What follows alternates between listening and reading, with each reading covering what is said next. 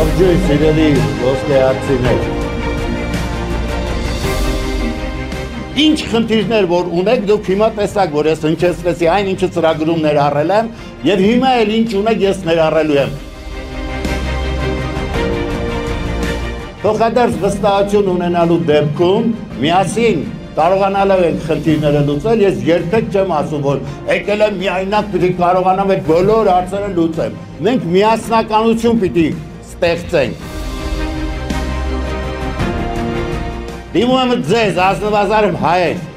միշտ եղեք այնտեղ, որտեղ խոսք է հնչում մեր հայրենիքի, մեր ազգի մասին, մեր ազգի շուրջ, որտեղ առողջացնող մթնոլորտի են մղում, ոչ թե թունավորում են եղածներ։